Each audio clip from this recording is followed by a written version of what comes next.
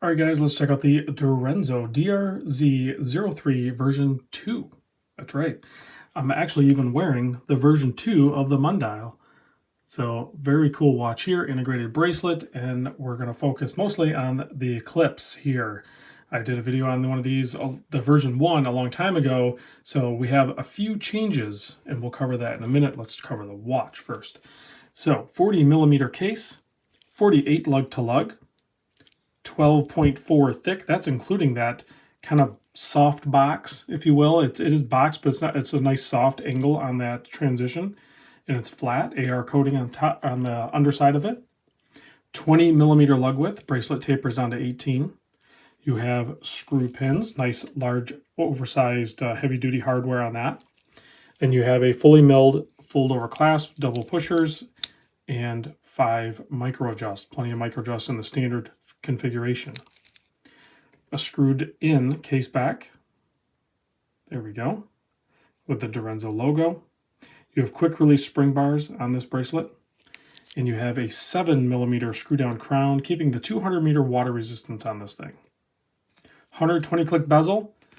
There are going to be quite a few colorways and 2 bezel insert options. The stainless steel one like this, or you can get a ceramic one, which is probably what I will get, with loom on there. So, and the loom will be really well applied as also on all the models.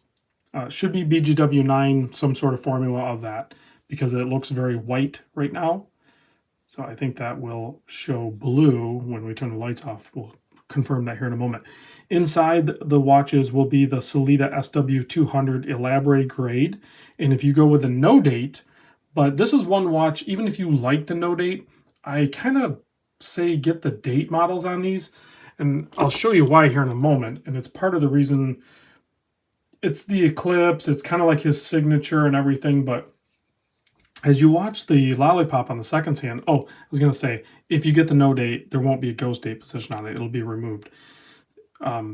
So like, it'll be just like static winding and then pop it out one position and it's into time setting. But as you can watch it go around its track here, it's going to eclipse the date window. It's just, I know it's geeky, but it's kind of cool. But it lines up perfectly. You can see it clears the indices and then perfectly eclipse the date window.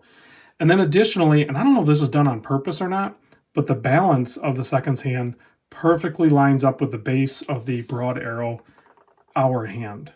You can see it right there. It doesn't interrupt the white at all. It perfectly lines up with the base of it. So those are like little weird details I pick up on watches, and I often wonder if that stuff is done intentionally by the designer, or if it's just it just happens. Either way, I like it. So the dial also, you can see, is like it's dished, and that's another thing that Direnzo will be doing, as far as I can tell, on most of their watches. It even does it on this guy here, if you look. It's hard to tell with the white, but it definitely does it. And it does the same thing. It eclipses the date window on there. So this is a really nice shimmery blue dial. And then all the indices and the handset are all framed in black, so it's super legible. All right, let's pop this on the wrist so you can see what it looks like on my 7 1/4 inch wrist. Some of the changes are basically new case design, so that's pertaining to the mid case. It has a little more turn down to it and a little better finishing than the previous generation. Here it is on my 7 1/4 inch wrist. Perfect size, 40 by 48. You can't really argue with that. That is just such a good, clean, classic size for so many wrists. The printing on the dial is also upgraded. Hopefully you were able to notice that when I had it zoomed in a little bit. It's just a little sharper, a little cleaner, a little bit of a redesign on that versus the original version as well. And then the loom application is going to be better. So I am going to cheat a little bit. This one is a prototype, so the production model should have full good application of loom. This one does look actually pretty good even in prototype form. But you can see that nice cool blue colorway to it. All right, guys, thanks for watching, and I'll catch you on the next video.